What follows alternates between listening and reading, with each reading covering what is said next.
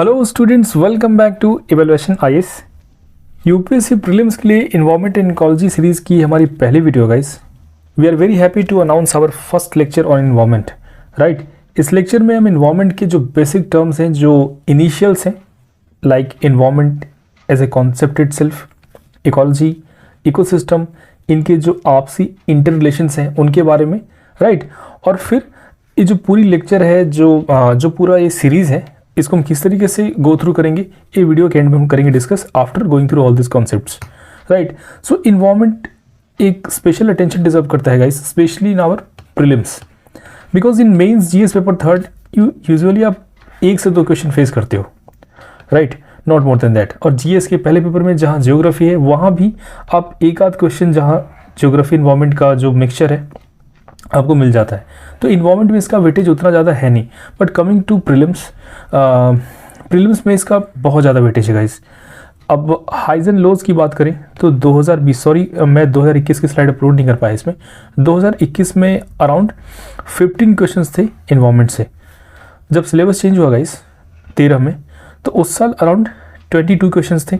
Maximum questions आए हैं 2014 में, जहाँ 30+ क्वेश्चंस, दैट वाज अनएक्सपेक्टेड। देखो, एक कारण तो और भी है कि जो इंडियन फॉरेस्ट सर्विस के लोग हैं, एस्पिरेंट्स हैं, उनका एग्जाम भी साथ में होता है। So that's the biggest reason why environment के स्पेशल क्वेश्चंस आपको यूपीएससी प्रीलिम्स में दिखते हैं। राइट, सो यस, तो अब ये एक स्पेशल अटेंशन डिजर्व करता है, हमें इसके हर एक डायमेंशन को प्रिपेयर करना चाहिए। सो नाउ कमिंग टू, देखो, इस लेक्चर से रिलेटेड एक क्वेश्चन है जो हम आगे पढ़ने वाले हैं। तो पहले देखो कि आपको आइडिया हो जाए कि किस टाइप के क्वेश्चंस आते हैं, जो बेसिक्स पार्ट वाला इन्वायरमेंट है उससे। So have a look, which of the following is the best description of term ecosystem. देखो, ये बहुत जनरल सा टर्म है, यूपीएससी ने 2015 में इसको पूछा। ऑप्शंस कहते हैं ABCD, community of organisms interacting with one another. B says that part of earth which is inhabited by living organisms. Is it? Then community of organisms together with environment in which they live. या फिर the flora and fauna of geographical area. दो बातें guys, अब video pause करके attempt करने की कोशिश कर सकते हो। अदरवाइज वीडियो के एंड पे जब सारे कॉन्सेप्ट्स आप गो थ्रू करोगे तो वीडियो के एंड पे मैं इसका आंसर आपको मैं दूंगा। Right, so now have a look.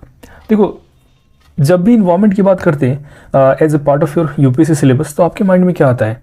Biosphere, grasslands, wetlands, lakes, right, flora, fauna, ecosystem, ecology. So लेकिन इसकी भी बहुत सारे लेयर्स है गाइस।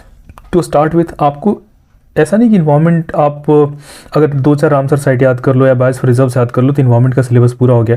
नो, बेसिकली आपको कॉन्सेप्चुअल बिगिनिंग करनी होती है। उसके बाद से एक पैटर्न है गाइस इसमें, जैसे इकोनॉमी, ज्योग्राफी, यहाँ पे पैटर्न्स होते हैं। इन्वायरमेंट में भी आपको कॉन्सेप्चुअल अंडरस्टैंडिंग बहुत ज़रूरी है, तभी भी आपको ऑप्शन को एलिमिनेट करने में भी आपको हेल्प मिलता है। राइट, सो इस लेक्चर से हम शुरुआत करने वाले हैं गाइस। सो यस, या फिर देखो, इकोसिस्टम की अगर बात करें तो इकोसिस्टम और इकोलॉजी में क्या डिफरेंस है, बिकॉज जो क्वेश्चन हमने देखा उसमें एक स्टेटमेंट ये भी था। राइट, तो या फिर जो इन्वायरमेंट के जो मल्टीपल इश्यूज़ हैं इन्वायरमेंट के, जैसे इन्वायरमेंट का जो पॉल्यूशन ले लो, हम बात करते हैं क्लाइमेट चेंज की बात करते हैं, तो इन सब का कनेक्शन इन्वायरमेंट के बेसिक्स में है गाइस। आपको चाहे अगर अच्छे आंसर्स लिखने हो, एस्से लिखना हो या फिर इंटरव्यू में आंसर करना हो, सो मोस्ट इंपॉर्टेंट थिंग आपके लिए कॉन्सेप्चुअल क्लैरिटी है। राइट, सो नाउ अब बात करते हैं बेसिकली कि इन्वायरमेंट है क्या जिसको हम पढ़ने वाले हैं। देखो, एक तो इन्वायरमेंट एज ए वर्ड अगर माइंड में आता है तो हम सोचते हैं कि जो ग्रीनरीज हैं या फिर जो एनिमल्स हैं, फ्लोरा एंड फौना जिसको बोलते हैं, अगर कॉन्सेप्चुअल वाइज अगर क्लियर नहीं है गाइस, तो flora stands for these greeneries and fauna stands for animals, microbes, right, unicellular, multicellular जितने भी हैं, लेकिन animals. Flora stands for these all greeneries. So but coming to environment, तो इन्वायरमेंट क्या है गाइस? आपके अराउंड जो फ्लोरा एंड फौना है वही इन्वायरमेंट है, या फिर ये जो नॉन लिविंग कंपोनेंट है वो भी है? Answer is yes. देखो, आपके अराउंड जो भी आप देखते हो, आप जिससे इंटरेक्ट करते हो, हवा, पानी, animals, your parents, your school, your vehicle, right, ये सब इन्वायरमेंट ही है। Right, so concept wise environment की डेफिनेशन यही है guys. So coming to the components of environment, as I said कि इसके लिविंग और नॉन लिविंग दोनों कंपोनेंट्स हैं। राइट। सो नॉन लिविंग में क्या है, आई सेड कि जो ऑक्सीजन हम ब्रीद इन करते हैं, CO2 जो हम रिलीज़ करते हैं, जो सनलाइट हमें विटामिन D हमारे बॉडी में सिक्रीट करता है, सॉइल, एयर, टेम्परेचर। देखो एक डिस्क्लेमर है गाइस, जो लोग इन्वायरमेंट की कॉन्सेप्चुअल पार्ट से वेल एंड गुड है, they don't need to see this lecture. ये लेक्चर उनके लिए है कि जो बिल्कुल जिन्हें जीरो से स्टार्ट करना है, बिकॉज अल्टीमेटली लेक्चर तो कंप्लीट होने वाला है, जो सीरीज है कंप्लीट होगी, लेकिन basics you need to cover, right. So these are abiotic part, fine, of your abiotic component of your environment. Then coming floras and fauna, fungi, bacteria, इसे हम डिकम्पोजर भी कहेंगे, आप देख सकते हो ऑप्शंस में, कंफ्यूज नहीं होना है, डिकम्पोजर बोलते हैं, बैक्टीरिया है, फंगस है एंड ऑल। सो ये है डिफरेंस बायोटिक और एबायोटिक कंपोनेंट में।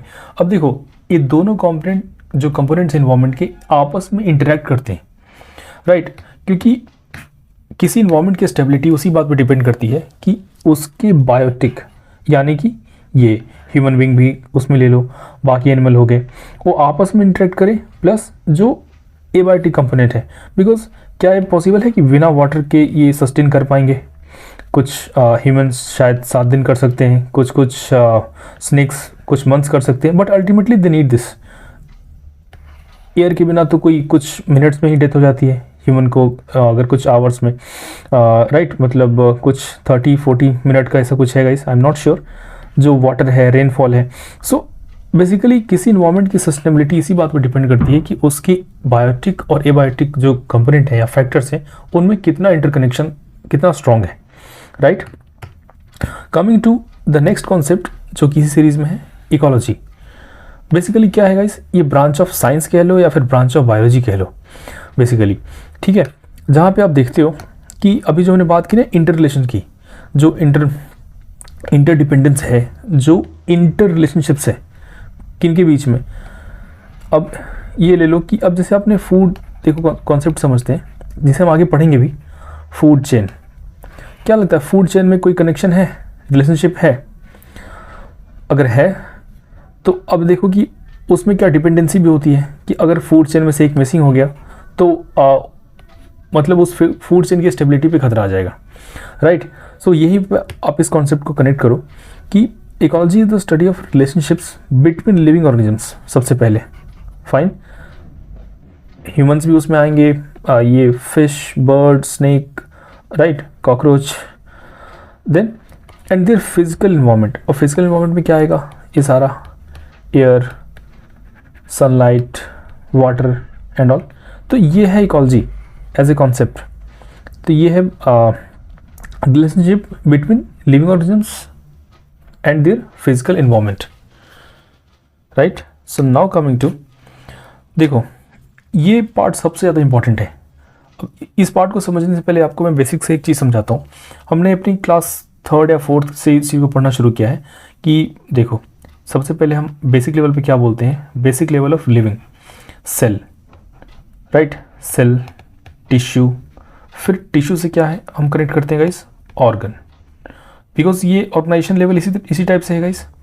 देन ऑर्गन से क्या है, ऑर्गन सिस्टम, राइट। अब ऑर्गन सिस्टम अगर कंबाइन होकर परफॉर्म करता है तो देन वी से कि एन ऑर्गेनिज्म इज परफॉर्मिंग या फिर इज लिविंग, राइट। तभी वही डिफरेंस है ना लिविंग और नॉन लिविंग में। तो ये अब इस चेन को आप यहाँ समझो, अब इसे आप, ठीक है, आप समझ गए। अब यहाँ पे देखो कि एक इंडिविजुअल की बात कर रहे हैं, एक इंडिविजुअल स्पीशीज है, डियर है, डॉग है, कुछ भी है, तो वो क्या है, ये बहुत बेसिक यूनिट है किसी भी इकोलॉजिकल ऑर्गेनाइजेशन का। The way cell is the basic unit of life, और you can say the cell is the structural और functional unit of life, in the same way this species, right. अब इन species की जो population है, मान लो कि डियर है तो डियर की पॉपुलेशन, तो ये सेकेंड यूनिट हो जाएगी। अब कम्युनिटी की बात करो तो देखो it's not only about this fauna, क्योंकि आप कभी भी एक ही लाइन में मत समझना। अगर मैं इसकी बात कर रहा हूँ तो आप फ्लोरा एंड फाउना दोनों को आप साथ में समझना। अब मान लो कि इंडिविजुअल स्पीशीज, अब तुलसी का एक ट्री, छोटा सा पेड़ है तुलसी, तो दैट्स एन इंडिविजुअल। अब उस तुलसी की बहुत सारे पेड़ हैं, तो वो क्या है, पॉपुलेशन है। अब कम्युनिटी की बात करेंगे तो कम्युनिटी में एक बात समझना कि कम्युनिटी में कोई एक स्पीशीज या किसी एक पॉपुलेशन का डोमिनेंस नहीं होता है। यहाँ पे आप देख रहे हो बफेलो भी है, कोई एक पार्टिकुलर फ्लोरा की भी स्पीशीज है, राइट। यहाँ पे रैबिट दिख सकता है आपको, आउल है। तो this is what we called community. अब बोलते हैं कि कम्युनिटी में हम जाते हैं या कम्युनिटी मीट में हम जाते हैं, तो कम्युनिटी मीट का मतलब क्या, वहाँ पे डिफरेंट लोग आए रहते हैं, अपने अलग अलग बैकग्राउंड से आए रहते हैं, तो ये सेम है वहाँ पे, तो कम्युनिटी इसे हम बोल सकते हैं। अब कम्युनिटी के क्लासिफिकेशन में अगर आप जाओ, यहाँ पे बहुत डीप जाने की ज़रूरत नहीं है, बिकॉज ये सब डिटेल में हम आगे पढ़ने वाले हैं। तो कम्युनिटी में क्या है, आप सिंपल में समझो ना कि स्मॉलर कम्युनिटी और लार्जर, इसे आप स्मॉलर या फिर मेजर कम्युनिटी या माइनर कम्युनिटी भी कह सकते हो। तो स्मॉलर कम्युनिटी में जैसे मान लो कि कैसे समझे इसको, लाइकेन, अलगी और फंगी का जो आप यहाँ पे देख सकते हो कि जो एसोसिएशन है, या फिर जो फर्न्स हैं, या फिर जो आप कहीं भी वाटर एरियाज में आप देखते हो ना, जो आप ये समझो कि माइक्रोब्स हैं बहुत सारे, उनकी एक कम्युनिटी है। तो that is what we called smaller community और माइनर कम्युनिटी। अब लार्जर कम्युनिटी की अगर बात करें हम, तो क्या होगा, जो सवाना ग्रासलैंड्स हैं, या फिर जो ट्रॉपिकल एवरग्रीन फॉरेस्ट हैं, तो that is something that we call major community. Community तो भी है। अब ये देखो कि बात करेंगे इकोसिस्टम की, राइट। तो अब इकोसिस्टम है, इनके बीच का इंटरेक्शन है, इनके बीच का भी इंटरेक्शन, और साथ में जो एबायोटिक कंपोनेंट है, इन्वायरमेंट है, उसके साथ में जो इंटरेक्शन है।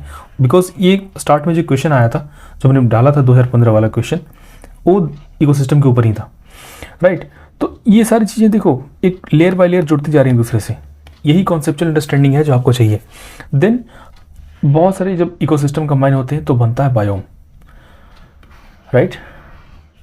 बायोम, अब उसमें ग्रासलैंड्स बायोम और बहुत सारे बायोम की क्लासिफिकेशन में हम पढ़ेंगे, राइट। Then biosphere. अब बायोस्फीयर क्या है guys, basically sphere of life, जहाँ पे जीवन है, राइट। अब देखो यहाँ पे आप एक चीज़ कॉमन पाओगे, हर जगह लाइफ से जुड़ी हुई चीज़ें हैं, interaction between living and non living भी है, बिटवीन लिविंग है, राइट। तो अल्टीमेटली इसका फाइनल लेवल भी जो सबसे टॉप मोस्ट लेवल है गाइस, जो इकोलॉजिकल लेवल्स ऑफ ऑर्गेनाइजेशन का जो टॉप मोस्ट लेवल है दैट इज बायोस्फीयर, और जो सबसे मिनिमम लेवल है दैट इज इंडिविजुअल, और आप स्पीशीज भी बोल सकते हो उसे, ठीक है। So this is all about the ecological levels of organization, जो ऑर्गेनाइजेशन का लेवल है इसका। देन कमिंग की इकोसिस्टम एज ए कॉन्सेप्ट, इसके बाद जो क्वेश्चन आया था आओ आपको क्लियर हो जाएगा। हैव ए लुक, इस पॉइंट को देखो पहले, don't look at this definition, वो सब किताबी चीज़ें छोड़ो। अब यहाँ देखो जो समझोगे वो लॉन्ग टर्म तक उसे रिटेन कर पाओगे, जो रोट लर्निंग करोगे you may tend to forget it. देखो यहाँ पे ये फ्रॉग है, ये कोई फ्लाई है, फिश है, स्नेक भी हो सकता है, यहाँ पे स्नेल है, वाटर वीड्स है, may be water hyacinth you can से, ठीक है। मे बी कुछ केमिकल्स हो सकते हैं, पॉल्यूटेंट्स हो सकते हैं, वाटर, एयर, एवरीथिंग, सनलाइट, ठीक है। अब ये सारी चीज़ों को आप देख रहे हो, इनको आप कनेक्ट करने की कोशिश करो, क्या इनके बीच में कोई इंटरेक्शन है क्या। Of course yes. देखो अब इंटरेक्शन नहीं होगा, if interaction is removed then ecosystem की सस्टेनेबिलिटी पे खतरा आएगा, या फिर इकोसिस्टम जो इन्वायरमेंट है उसकी स्टेबिलिटी पे खतरा आएगा, और चीज़ें क्रम्बल डाउन करेंगी। फिर उसी को बोलते हैं ना कि हैबिटेट डिग्रेडेशन, इन्वायरमेंटल डिग्रेडेशन, जो आप आंसर राइटिंग में आप इन टर्म्स को यूज़ करते हो, तो उनके बेसिक्स आप यहीं समझो। Basically system made up of ecological community, रटो मत, यहाँ समझो ecological community. Let's go back to our last वाला स्लाइड। कम्युनिटी, ये कम्युनिटी, ठीक है, इसमें बहुत सारे पॉपुलेशन के लोग हैं, एक इंडिविजुअल के मल्टीपल मेंबर्स हो गए तो पॉपुलेशन हो गया। पॉपुलेशन जब अलग अलग पॉपुलेशन के लोग आपस में मिले किसी एरिया में तो वो हो गई community. This is the same community I am talking about. So now coming back to this कि a system made up of ecological community of living things interacting with their environment. अब environment में तो क्या, जो abiotic component वो भी आ गया, ठीक है, under natural conditions, not under lab conditions but natural conditions. इसको याद करने की जरूरत है नहीं, मेंस में नहीं आएगा, आप अंडरस्टैंडिंग बस बनाने की कोशिश करो। तो this is what we called ecosystem, right. तो आज देखो हमारे बहुत सारे कॉन्सेप्ट क्लियर हो गए इस, ठीक है, जो खैर anyway coming to the question उसके बाद देखते हैं। तो अगर आपने आंसर किया गाइस तो ठीक है। तो अब यहाँ पे अगर देखो ये ऑप्शन कंफ्यूजिंग था उस साल की, बहुत सारे अगर सीनियर्स हमारे अगर जिनकी बात करें तो देखते के साथ ये ऑप्शन को टिक कर दिया था, बिकॉज देखो A option is partially right. A community of organisms interacting with one another, ठीक है। लेकिन यहाँ पे की टर्म जो मिसिंग था, इन्वायरमेंट। सिर्फ आपस में इंटरेक्ट करने से हो जाएगा क्या? उनको जो एबायोटिक कंपोनेंट है, इन्वायरमेंट है, उसका भी एक कनेक्शन चाहिए, right. So this is the right answer. अब देखो, the flora and fauna of a geographical area, तो this was the option that could be easily eliminated. The part of earth which is inhabited by living organisms, no. अगर ऐसा होता तो फिर तो ecosystem कहीं भी किसी को बोल देते, इकोसिस्टम पार्टिकुलरली उसको क्यों बोलते हैं जहाँ पे एक इंटरेक्शन है, राइट। अब ये कीवर्ड याद रखना, भले ही ये ऑप्शन यहाँ पे रॉन्ग है, लेकिन इस ऑप्शन का ए पार्ट सही है, इंटरेक्शन वाला, ठीक है। सो दैट्स ऑल इस लेक्चर के लिए गाइस। अब जो आगे हम देखने वाले हैं, राइट, कि इकोलॉजी, इनके हम डिटेल्स में आएंगे। इकोटोन क्या है, राइट। इकोसिस्टम ने पढ़ा, अब उसके बहुत सारे पार्ट्स हैं। एक है कि चलो जी एक्वेटिक इकोसिस्टम क्या होगा, फिर टेरेस्ट्रियल इकोसिस्टम। अब टेरेस्ट्रियल में क्या है, ग्रासलैंड्स आएंगे। एक्वेटिक में क्या आएगा, इसमें ही सारे आएंगे, लेक्स आएंगे। फिर आप इसमें आगे जाके पढ़ोगे रामसर साइट्स, जो कि इनफेमस टॉपिक है यूपीएससी के लिए, बहुत बार क्वेश्चंस आते हैं, राइट। फिर इसी में इस्चुरीज, लेक्स, क्रीक्स, जो कॉन्सेप्चुअल पार्ट्स हैं आप उनको देखोगे, इंडिया में कितने रामसर साइट्स हैं एंड ऑल, राइट। वो सब फैक्चुअल चीज़ें हैं। देखो, इन्वायरमेंट के जो क्वेश्चंस आएंगे आपके 15-20 जो भी क्वेश्चंस आते हैं, उसमें एक स्मार्ट मिक्स होता है। कम से कम आपके 6 से 8 क्वेश्चन आपके बहुत कोर कॉन्सेप्ट्स को टेस्ट करेंगे। जो आपके 5 से 6 क्वेश्चंस होंगे बहुत फैक्चुअल होंगे, कंजर्वेशन रिजर्व्स के ऊपर होंगे क्वेश्चंस। और जो कुछ, अब इसका कोई लिमिट नहीं है, लेकिन तब पर भी 5, 6 या 7 में भी कह सकते हो ये क्वेश्चंस होंगे आपके करंट अफेयर से जुड़े होंगे, जो द हिंदू में आपका आ रहा है। बिकॉज तभी कहता हूँ कि कोई भी एक बुक, कोई भी एक वीडियो सीरीज़ अगर कह दे कि मैं सारा कुछ आपको कवर करा दूंगा, पॉसिबल ही नहीं है। ये यूपीएससी का एग्जाम है गाइस, आपको 90% खुद ही करना है। These things can be alternatives, sorry supplementary, right, not alternatives. So अपनी हार्डवर्क आपको खुद ही करनी है, राइट। सो अगले लेक्चर्स में हम इनको करेंगे cover. Thank you, keep learning guys.